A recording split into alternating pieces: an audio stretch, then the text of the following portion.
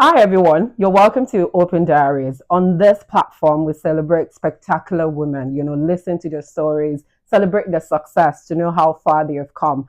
And on the very first episode of Open Diaries, I have the delectable, amazing, our very own President International right here in Teesside University. And to add on that, she is the very first Black female President International. Yeah, it's a big deal. Breaking glass ceilings. So welcome with me, Ebubechi Blessing Azunna.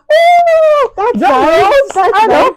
Thank you for coming. It's quite funny. Like when I'm amazed rather when I see people pronounce my surname perfectly. Perfectly. Yeah. I know. We do our job on this platform. Thank you That's so all much for joining right. us, Ebube. You're It's welcome. such a pleasure. Thank Anything, you. anything for Okay, you. so let's delve right into it. I know I've All right. introduced you at least from what I can, well, from Mm-hmm. what I know, Yeah. but I know there's so much more that I don't know and I've not said. Yes. So let us meet you. Something. Okay, she said most of everything about me. Okay, but my name is Ebubechi Blessing Azunna, but I prefer people calling me Ebubechi or Ebube if you can. Then I studied criminal investigation at Teesside University, and then prior to Teesside University, I did a master's in international history and diplomacy, and there I specialized in terrorism, Okay. practically regional terrorism and Okay. security management. And then my first degree was in international diplomacy. Yeah, and then also I still focused on terrorism also. So I'm into Okay. the line of terrorism, security, management, crime scene, Okay. and everything. The way she's I'm not emphasizing on this here. terrorism. Oh yeah, Do you know what I'm thinking? What do you think? No, I'm not the kind of regular girl who is always in a banking. No, Mm, no, just this to me, I feel bored. okay. Yeah, but I Mm, feel more enlightened, more happy when I get with the things that has to do with crime scene, terrorism. Funny enough, my thesis was on um finding with like a distinction between one country in Africa and mm-hmm. another country in the Middle East, the use Mm, of technology, okay. yeah, in detecting like a crime or fighting crime. Okay. Yeah, and then I used Afghanistan, and Okay. then I used Nigeria, and then we tried to figure out how the drone has been able to, either stop crime or fight terrorism. Ah, Yes, and then okay. if it has, what was the benefit, what was the disadvantage, and All how right. can they improve? And I've really learned a lot from that From that. because at the end, at some point, I was going crazy. Okay, I so saw, I'm going to oh cut no, Ebubechi. I'm going to cut her short right here because she's about to turn over the oh don't worry. to a lecture on terrorism, just don't on worry. crime, and everything. Don't worry. If you want to know more, just catch me behind, and then I'll tell you more about it. Okay, All that's right. absolutely fine. Mm. So let's just delve right into it. Okay. I know that last year you tried, you contested for this same Yeah. position in Teesside University Mhm. and you didn't win. Mm. So what is the driving force? What made you come back this year to say, you know what, I'm getting that position and I'm getting that seat? And we're right here saying, go, you can do it, girl. And right here is the President International here in Teesside University. So let's talk about it. What inspired you to try this again, to do this again, and not just to do it, to break records? Because, like I said earlier, she's the first female Black president. So, what inspired you to do this again? Okay, well, the first thing that inspired me was compassion, yeah, for people. And then I got a lot of complaints. Oh, I did this, and then there was nobody to help me. I wanted somebody to help me, and I'm like, so what happens if we have someone who could help? And then the little that I could do, I was helping, but it wasn't enough. Yeah, and then I thought, okay, why don't I just go for this? I know that I can do it. I have I don't know, like the instinct of leading. Yeah, and then I just came out for it. It was even like the 9 minutes. I just came out for it, and then I did that and I didn't win. And I told myself, I'm coming back. I'm coming back for it. And then the funniest thing, I told the person who won, like, I'm coming back next year for this mindset. Okay, yes, we like that. Some energy, I girl. told him I'm coming back for it. And then when during the election last year in Newcastle, the lady who finally became the MP of Nick as a woman. And Wow. then I just like the fact that it's a woman in the midst of so many men. She Man. contested and then she won. And I found out that she was one time, El Councilor, and then before she went to become the MP. Wow. And not knowing that she's been the MP before and then came back again. I said, oh Wow. no, if she can do it, Ebubechi I'm can. going back for it. Definitely. Yeah, and that's why I had to, come back for it. Oh. But I won't lie, it's been shaky. Sometimes my mental health is disturbed. I just start crying and crying in my room at night, and then in the morning, okay, I have a job to do. Get to work, girl. Yeah, but it's really not an easy thing. Okay. Yeah. All right. So I'm just gonna ask you another question. So let's talk about the role of the media in all of this. We know that as a woman, of course, there's a support system, Yeah. in terms of people and all of that. But do you have like social media platforms that you also turn to, or any form of media at all that you turn to that also helps you to build strength, to build resiliency, to say that I'm going to overcome those challenges and they're not going to hold me down? Let's talk about that. Oh yes, I do. Yeah. Look, I do the Facebook thing, I do Instagram, but the main thing that really pulls my energy or makes me feel more confident is my LinkedIn. So when I go on LinkedIn, I see a lot of women, with so many titles and their name attached. I'm like, oh my god, seriously. And then when I'm reading and reading and reading, I spend hours on LinkedIn, actually. Wow. So, one good thing, though, despite the fact that people think social media is just when you go there just for jokes for laugh, for me, it helps to improve my mental state. But mostly when I'm down at the point when I'm crying, it helps me. It also helps me for my realization when I get home and after I'm done with preparing meals and everything, I'm now in bed.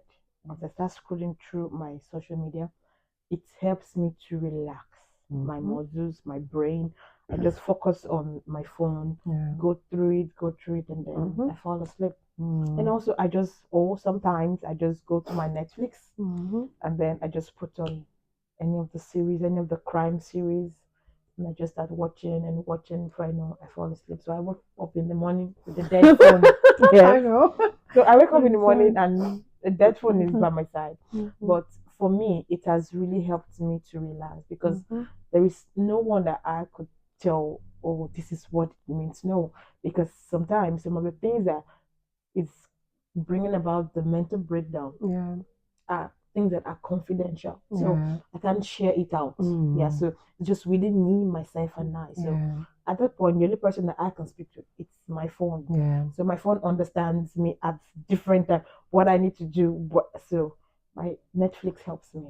So if when I'm done with my LinkedIn by trying to build up myself, seeing women of color who are breaking grounds and doing things, then I just tell myself, you can do it. You can do it. I know this has been now, or let's say you are just like a baby, this is your early stage, but you can do it. If these women can tell you what they have done or what they went through in the past, you will know that you are just started. Yeah, and then you just build your mind. I am who I am, I can make it. I know this is just a status phase.